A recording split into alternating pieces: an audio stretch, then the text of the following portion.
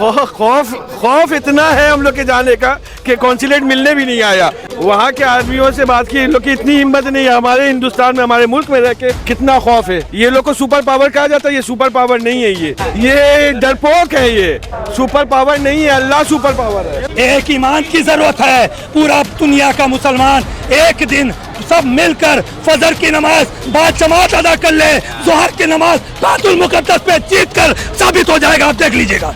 ऐसी जुल्म और बर्बरियत है जिससे पूरी इंसानियत को नुकसान पहुंच रहा है। गज़ा में जितने लोग अब तक शहीद हो चुके हैं, तकरीबन 10,000 लोग, तो ये मामला सिर्फ मुसलमानों का नहीं है बल्कि पूरी इंसानियत का है। एक एक चीज का उसे जवाब देना होगा और हिंदुस्तान आने वाला इतिहास उनसे ये जवाब मांगेगा। उन मजलूमों की जान ज़ाया नहीं जाएगी। हम आवाज़ उठाएंगे, हम मर जाएंगे तो हमारे बच्चे आवाज़ उठाएंगे, वो मर जाएंगे तो उनके बच्चे आवाज़ उठाएंगे। खून जाया नहीं जाएगा। उनको हम लोगों ने बताया कि अमेरिका दुनिया का सबसे बड़ा दहशतगर्द है और दुनिया में जहां भी जंग हो रही है, वायलेंस हो रहा, उसमें अमेरिका का हाथ है। तो पश्चिम बंगाल का हिंदू, मुसलमान, सिख, ईसाई एक होकर लड़ने के लिए खड़ा हो जाता है। आज इंसानियत के लिए, इंसाफ के लिए ये लड़ाई सिर्फ किसी मुसलमानों की लड़ाई नहीं है, ये लड़ाई मजलूम की लड़ाई है, ये लड़ाई इंसानियत की लड़ाई है। जिस तरह बम मारा जा रहा है, बच्चे मर रहे हैं, हर 10 मिनट में एक बच्चा मर रहा है। हम लोग यही चाहते हैं कि फिलिस्तीन के ऊपर जितने मुसलमान, जितने समाज के लोग हैं, पूरे वर्ल्ड में जितने भी लोग हैं, उनको समर्थन चाहिए, देना चाहिए। यही हम लोगों का ये कहना है। Biden, what do you say? Netanyahu, you can hide. We will charge you genocide. कि आज जो हमारे 57 इस्लामी ममालिक हैं वो बस बयान तक साथ दे रहे हैं, बाकी अमली तौर पे जो होना चाहिए था वो उनके साथ खड़े क्या होते। वो मिस्र के रफ़ा बॉर्डर को खुलवा नहीं पा रहे हैं ताकि गज़ा के लोगों तक जो है खाने पीने की जो है अशिया पहुंच सके। मैं सभी मेरे मुसलमान भाई, हिंदू भाई, जो लोग को दिल में, आप लोग खबर देखिए क्या हो रहा है फिलिस्तीन में। इजराइल क्या कर रहा है, मासूम बच्चे के ऊपर क्या कर रहे हैं और कैसा खून का नदी बहा रहा है। आप लोग उसका समस्त प्रोडक्ट बंद कीजिए। छोटा बच्चा जल गया, छोटा बच्चा जो मर रहा उसका अफसोस नहीं है आप लोगों को। हमारा घर का, आपका घर का बच्चा मर रहा ना, उस सब के लिए हम लोग आंदोलन कर रहे हैं कि जैसी जंग ऐसा हो कि बंद हो जाए। तो छोटा बच्चा के ऊपर कोई जुलूम नहीं होना चाहिए। मासूम बच्चा, दूध पीता हुआ बच्चा, उसका ऊपर जुलूम हो रहा, उसका ऊपर बम गिर रहा, रॉकेट गिर रहा। बोलिए, ये वो कौम है कि जिसको अल्लाह ने इनके जुल्म के बाजात में और इनकी बदकारियों और बदअमालियों की जजा में अल्लाह ने इनको बंदर और खिंजीर में तब्दील कर दिया और इनकी राह को भटका दिया। और ये लोग सबसे ज्यादा भटके हुए बेराह रो लोग हैं। जय हिंद दोस्तों, मैं शहनवाज आलम और आप देख रहे हैं खबरी लाल। इस वक्त मैं मौजूद हूँ कोलकाता के गांधी स्टेचू के सामने, जहां पर फ्रेंड्स ऑफ पैलेस्टीन द्वारा एक विशाल रैली का आयोजन किया गया है। और इस रैली की खासियत ये है कि इस रैली में तमाम धर्मों के लोग शामिल हुए हैं और सब मिल कर के इजराइल का और इजरायली प्रोडक्ट का बहिष्कार कर रहे हैं और खुले तौर पर वो फ़लस्तीन के लोगों का समर्थन कर रहे हैं। बता दें आपको कि इस रैली में जितने भी धर्म है, चाहे वो हिंदू हो, मुस्लिम हो, सिख हो, ईसाई हो, तमाम धर्मों के जो लीडर्स हैं वो इस रैली में मौजूद हुए हैं और लगभग हज़ारों लोगों की तादाद आज के इस रैली में देखी गई है। वहीं मैं आपको एक और बात बता दूं कि आज का ये रैली फ्रेंड्स ऑफ पैलेस्टीन द्वारा निकाला गया है। इस रैली में मौजूद कुछ लोगों से हम बात करेंगे और जानेंगे उनका ओपिनियन कि वो क्या सोचते हैं इस पूरे इजराइल और पैलेस्टीन के युद्ध को लेकर के। तो आइए हम उनसे बात करते हैं।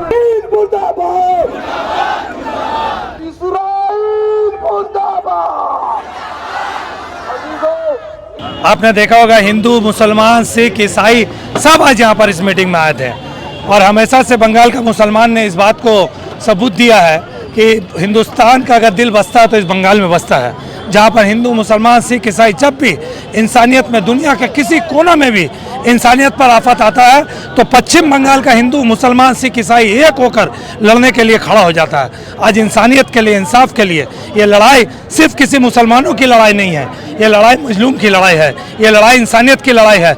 जिस तरह बम मारा जा रहा है, बच्चे मर रहे हैं, हर 10 मिनट में एक बच्चा मर रहा है। आप सोच सकते हैं इस तरह का बर्बारियत एक जलियांवाला बाग हिंदुस्तान में हुआ था तो आज तक उस दिन को ब्लैक डे के हिसाब से पूरी दुनिया में मनाया जाता है, जहाँ पर 250 लोग मारे गए थे। आप सोच के देखिए, डेली हज़ारों हज़ार लोग मारे जा रहे हैं, उनका घर, उनका आशियाना, उनका सब कुछ तबाह बर्बाद कर दिया जा रहा है। हम कैसे खामोश रह सकते हैं? हम कैसे सो सकते हैं? हमें नींद नहीं आती, हमें उस बिलखते हुए बच्चों की आंसू और उनके बिलखते हुए हालात हमें सोने नहीं दे रहे हैं। मन कर रहा है कि हम निकले और अपने देश में, अपने पूरे देश में एक होकर हम लोग आवाज़ उठाएं। ये लड़ाई हिंदुस्तान का दिल और ईमान हकीकत में जानता है कि क्या फ़लस्तीन पे गुजर रहा है, क्योंकि वही इतिहास हिंदुस्तान का भी है जो फ़लस्तीन का है। सोशल मीडिया पे ऐसा कहा जा रहा है कि जो लोग फ़िलिस्तीन के समर्थन में खड़े हैं वो लोग हमास का साथ दे रहे हैं। कौन कह रहा है मुझे नहीं पता, लेकिन ये बात ज़रूरी है आपके माध्यम से, क्योंकि हिंदुस्तान का जो मीडिया जो एंगल दिखा रहा है उसे हमें हमारे देश का इतिहास शायद नहीं पता है। हमारा देश और फ़लस्तीन का इतिहास एक है। 1947 में ब्रिटिश ने हमें आज़ादी देते वक्त 2 टुकड़ों में इंडिया और पाकिस्तान में बांट दिया। उसी तरह उसने फ़लस्तीन, सिर्फ फ़लस्तीन ही एक कंट्री थी, 1948 में उसने उसे बांट कर वहाँ से इजराइल को पैदा किया। आज वो इजराइल पूरी फ़लस्तीन को कब्जा कर रहा है, एक एक करके पूरी फ़लस्तीन के नामो निशान को मिटाने के लिए एक साजिश के तहत लगातार आज 75 सालों से जो जुल्म और बर्बारियत अमेरिका के साथ मिलकर फ़लस्तीन में कर रहा है, आने वाला दिन हिंदुस्तान क्या पूरी दुनिया का कोई भी इंसान फ़लस्तीन और अमेरिका को माफ़ नहीं करेगा। इसकी इस बर्बारियत का, जुल्म का, एक एक चीज़ का उसे जवाब देना होगा। हिंदुस्तान आने वाला इतिहास उनसे ये जवाब मांगेगा। उन मजलूमों की जान ज़ाया नहीं जाएगी। हम आवाज़ उठाएंगे, हम मर जाएंगे तो हमारे बच्चे आवाज़ उठाएंगे, वो मर जाएंगे तो उनके बच्चे आवाज़ उठाएंगे। खून जाया नहीं जाएगा। 57 कंट्री तो साथ है लेकिन नजर नहीं आ रही है, क्या कहें? 57 कंट्री नहीं, एक ईमान की ज़रूरत है। पूरा दुनिया का मुसलमान एक दिन सब मिलकर फजर की नमाज बाजमात अदा कर ले। ज़ोहर की नमाज बैतुल मुक़द्दस पे जीत कर साबित हो जाएगा, आप देख लीजिएगा। एक वक्त का फजर का, एक वक्त का नमाज पूरी दुनिया के मुसलमान मिलकर अगर जमात के साथ पढ़ेंगे, मैं दावा करता हूँ ज़ोहर की नमाज बैतुल मुक़द्दस पे जीत कर वो परचम लहराएगा, पूरा पर इस्राइल का नामो निशान दुनिया से मिट जाएगा। हमें ईमान, अपने ईमान को झांकने की ज़रूरत है। हमारा ईमान कमज़ोर हो गया, हम नमाज से दूर हो गए, हम अपने नबी से दूर हो गए, हम अपने सीरत से दूर हो गए। इतना प्यारा इस्लाम को हमने खो दिया। डीजे के साथ बारात निकालते हैं और नमाज नारे तकबीर का लगाते हैं। शर्म नहीं आता? अपने गिरान को झांक कर देखो, ओ मस्जिद से नमाज पुकारता है हय्या अलल सलाह, हय्या अलल फलाह, और तुम्हारे कान में चू नहीं रेंगता और आवाज़ उठाते हो नारा तकबीर का। अपने ईमान को जगाओ और मिलकर पूरी दुनिया के मुसलमान फजर का नमाज बाजमात अदा करो। ज़ोहर की नमाज बैतुल मुक़द्दस फतह होने के बाद वहाँ पर अदा होगा। आज इतने सारे लोग जो यहाँ जमा हैं, ये असल में इसराइली बर्बरियत के ख़िलाफ़, इसराइली जारहियत के ख़िलाफ़ ये एक मुनज़्ज़म एहतजाज है जो आज 20-22 दिनों से, 26 दिनों से ये जारी है। तो ये न सिर्फ़ मुसलमान बल्कि गैर मुस्लिम हज़रात भी आज यहाँ शरीक हैं, और उसकी वाहिद वजह ये है कि एक ऐसी जुल्म और बर्बरियत है जिससे पूरी इंसानियत को नुकसान पहुँच रहा है। गज़ा में जितने लोग अब तक शहीद हो चुके हैं, तकरीबन 10,000 लोग, तो ये मामला सिर्फ़ मुसलमानों का नहीं है बल्कि पूरी इंसानियत का है, और पूरी इंसानियत इससे मुतासिर हो रही है। इसी अपने दर्द के, दिल के दर्द के एहतजाज के लिए आज सारे लोग यहाँ पे जमा हुए हैं। मजलूम फ़लस्तीनियों को मारा तो जा रहा है, लेकिन जितनी भी इस्लामी कंट्री है उस हिसाब से हरकत नहीं आ रही जिस हिसाब से आना चाहिए। इसको लेकर क्या कहें? जी, ये तो एक बहुत काबिल अफसोस मकाम है कि आज जो हमारे 57 इस्लामी ममालिक हैं वो बस बयान तक साथ दे रहे हैं, बाकी अमली तौर पे जो होना चाहिए था वो उनके साथ खड़े क्या होते, वो मिस्र के रफ़ा बॉर्डर को खुलवा नहीं पा रहे हैं ताकि गज़ा के लोगों तक जो है खाने पीने की जो है अशिया पहुंच सके। तो ये वाकई एक काबिल अफसोस मकाम है कि वहाँ पर लोग पहुँच नहीं पा रहे हैं, उनकी इमदाद नहीं हो पा रही है। वो क्या इसराइलियत को बमबारी से रोकते, वो एक बॉर्डर को नहीं खुलवा पा रहे हैं कि वहाँ पे लोगों को खाने पीने का सामान चला जाए। अच्छा, लगातार क्यों बच्चों को ही टारगेट किया जा रहा है? देखिए, इसराइल एक टेररिस्ट कंट्री है। वहाँ पे जो सहियूनियत है वो हकीकत में वही लोग जो है दहशतगर्द हैं। तो ये लोग जो हैं उनके ऊपर किसी तरह की कोई इंसानियत नाम की चीज़ नहीं है। ये लोग जंगी कवानीन को भी तोड़ रहे हैं, इंटरनेशनल लॉ की भी ये लोग पामाली कर रहे हैं। उनके सामने किसी तरह के कोई उसूल व ज़ाब्ते नहीं हैं, जबकि इंटरनेशनल कानून भी है और इंसान अखलाकी तौर पे भी है कि जंग के मैदान में फ़ौजियों को मारा जाता है, जो लड़ने आए उनको मारा जाता है, आम इंसानों को कत्ल नहीं किया जाता। जबकि इसराइल देखिए वहाँ पर ये उसका फेलियर है कि वो अब तक किसी एक भी जो उसके सामने जो लड़ने वाले लोग हैं उनको पकड़ नहीं पाई है, एक भी नहीं पकड़ पाई है। और उसका वो खुन्नस है कि वो आम गज़ा के आम शहरियों पे और फ़लस्तीन के आम मुसलमानों पे वो जो है बम बरसा रही है। ये असल में उसकी फ़ौजी कमी और उसकी नाहिलियत को साबित करता है कि इतने दिनों से उसने जो अपना एक हवा खड़ा कर रखा था कि इसराइल एक सुपर पावर कंट्री है, वो चंद लम्हों में उसका पूरा हवा निकल गया।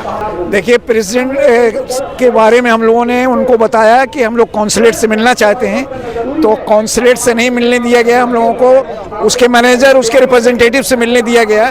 उनको हम लोगों ने बताया कि अमेरिका दुनिया का सबसे बड़ा दहशतगर्द है और दुनिया में जहां भी जंग हो रही है, वायलेंस हो रहा, उसमें अमेरिका का हाथ है।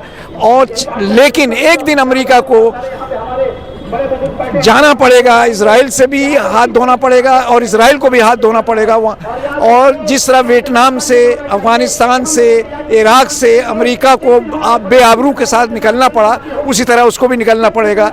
और ये जो हथियार बेचकर दुनिया को कत्ल कर रहा है, इंसानों को कत्ल कर रहा है, ये ज़्यादा दिनों तक नहीं होगा, बल्कि एक दिन अमेरिका को भी सहना होगा। आज उनके बच्चों को कत्ल किया जाता है, अमेरिका के बच्चों को या अमेरिका की औरतों को, तो ये कैसे होता। लिहाजा हम लोग ये पैगाम देना चाहते हैं कि इंसानियत का कातिल, ह्यूमैनिटी का कातिल और अखलाक का कातिल और हर कत्ल का पीछे अमेरिका का हाथ है। क्या कहेंगे, क्या हुआ? खौफ इतना है हम लोग के जाने का कि कॉन्सुलेट मिलने भी नहीं आया।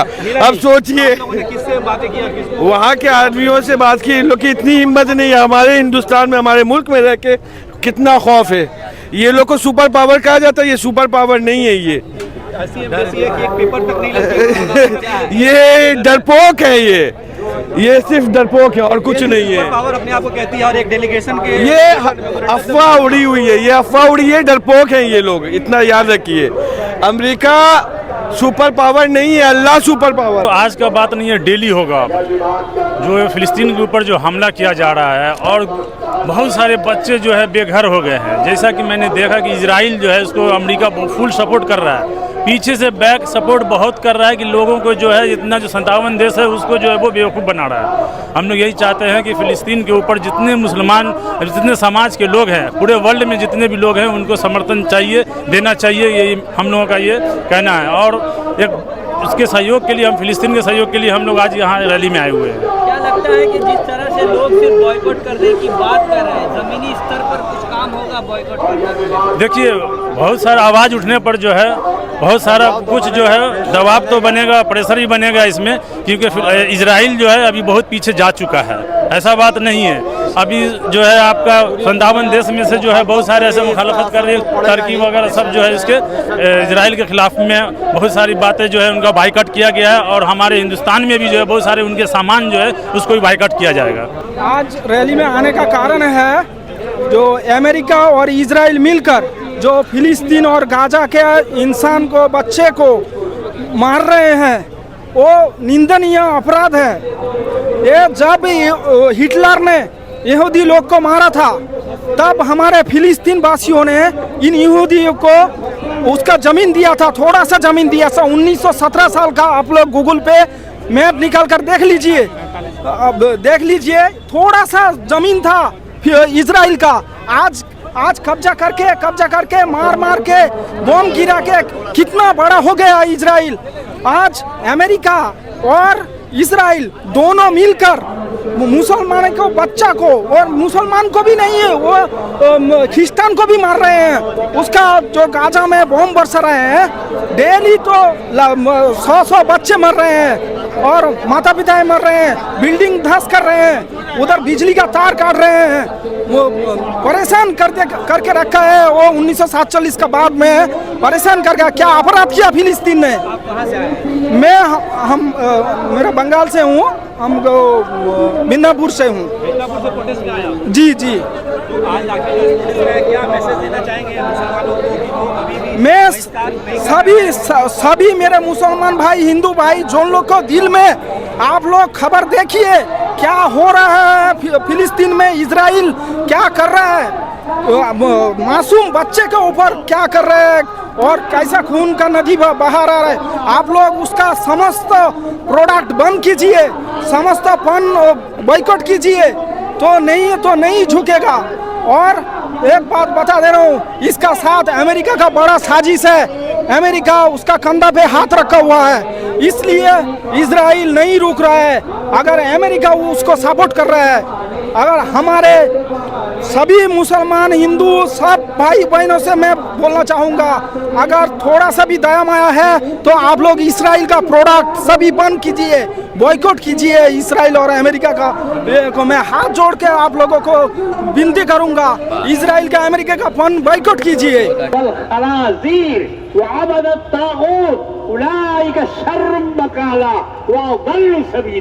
ये यहूदियों के बारे में अल्लाह रब्बुल आलमीन ने कुरान में इरशाद फरमाया कि ये वो कौम है कि जिसको अल्लाह ने इनके जुल्म के पादाश में और इनकी बदकारियों, बदअमालियों की जजा में अल्लाह ने इनको बंदर और खिंजीर में तब्दील कर दिया और इनकी राह को भटका दिया।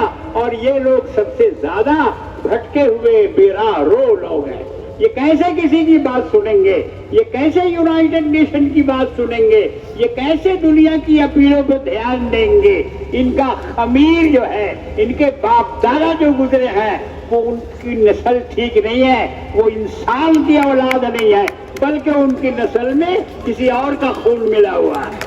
यही वजह है कि इनके अंदर न रहम पैदा हो रहा है, न इनके अंदर की इंसानियत जाग रही है और न किसी की बात पर ये ध्यान दे रहे हैं। बहरहाल आज ये ताकत में है, इसलिए जुल्म ढा रहे हैं। मगर ये बात याद रखिए कि हमास के फिलिस्तीन के हमास को सलाम कीजिए कि उन्होंने इसराइल का भरम तोड़ दिया। जो इसराइल ये सोचता था कि दुनिया में हमारा मुकाबला कोई नहीं कर सकता और हमारे हथियार सबसे बेहतर है और हमारा ये एयर डोम कोई तबाह नहीं कर सकता, हमास ने उस एयर डोम को तबाह कर दिया।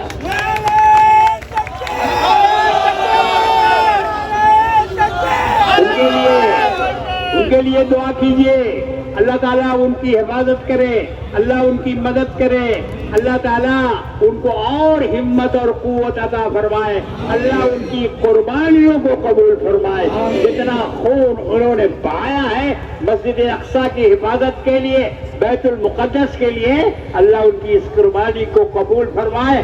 आप देखिए कि पूरे मिडिल ईस्ट का रुख पलट दिया है हमास ने, पूरा नक्शा पलट दिया है। जो लोग डर रहे थे कि हम इसराइल को पता नहीं हमको इसराइल क्या कर देगा, आज वो डर खत्म हो गया है। जो लोग दबाव डाल रहे थे कि इसराइल से मुआहदा करो, इसराइल को तस्लीम करो, अमेरिका दबाव डाल रहा था और दूसरे ममालिक छोटे छोटे मुल्कों पर, अरब वालों को दबाव डाल रहे थे कि इसराइल को तस्लीम करो। मगर अब किसी का मुंह नहीं रहेगा कि वो ये बात उससे मनवाने की कोशिश करे, उस पर दबाव डालने की कोशिश करे कि इसराइल को तस्लीम करो, क्योंकि इसराइल का पटरा बिछा दिया है हमास ने, पटरा बिछा दिया है। और इंशाअल्लाह ताला नस्रुम मिनल्लाहि व फतहुन करीब, फतह बहुत करीब होगी और इसराइल का वजूद दुनिया से मिट जाएगा इंशाअल्लाह। अल्लाह तबारक व तआला हमें और आपको मजबूत ईमान वाला बनाए और हम इस पर डटे रहे, हम अपने मुतालबे पे कायम रहें। ये सिर्फ आज की एक रैली नहीं है, बल्कि और भी हम रैलियां निकाले, इससे भी बड़ी रैलियां निकाले और दुनिया वालों पे ये साबित करें कि हम फिलिस्तीन के हक में आवाज उठा रहे हैं। बैतुल मुक़द्दस की हिफाजत हमारे ईमान की हिफाजत है, दुनिया में हमारे लिए तीसरी मस्जिद है। पहली मस्जिद मस्जिदुल हराम, दूसरी मस्जिद मस्जिद नबवी, तीसरी मस्जिद मस्जिद अक्सा। ये हमारी 3 मस्जिदें हैं जिनमें नमाज पढ़ने का लाखों लाख सवाब मिलता है। और मस्जिद अक्सा तो वो मस्जिद है कि हमारे आका मौला जनाब मोहम्मद रसूलुल्लाह सल्लल्लाहु तआला अलैहि वसल्लम को मस्जिद हराम से उठाकर मस्जिद अक्सा लाया गया। वहाँ नबियों की इमामत कराई गई, सारे नबियों को वहाँ जमा किया गया और फिर वहाँ से सीढ़ी लगाई गई और हमारे आका मौला आसमानों में तशरीफ ले गए। ये वो मुबारक जगह है जिसको फिलिस्तीन कहते हैं। ये वो मुबारक और मुक़द्दस जगह है जिसको मस्जिद अक्सा कहते हैं। मुसलमानों को चाहिए कि वो अपनी इन इबादतगाहों को और अपनी इन यादगारों को उसको अच्छी तरह से समझें, पढ़ें और लोगों को बतलाएं कि हम क्यों ये जुलूस निकाल लें, हम क्यों झंडा लेके बाहर आए, हम क्यों अपने घर से सड़क पे उतरे हैं। ये एक बहुत बड़ा मामला है, एक बहुत बड़ा हादसा है, एक बड़ा सानहा है जो वहाँ हो रहा है। हम उसकी मजम्मत में यहाँ निकले हैं। अल्लाह तबारक व तआला हम सबको तौफीक अता फरमाए। वाखिर दावाना अल्हम्दुलिल्लाहि रब्बिल आलमीन। मैं तमाम उन मंदूबीन का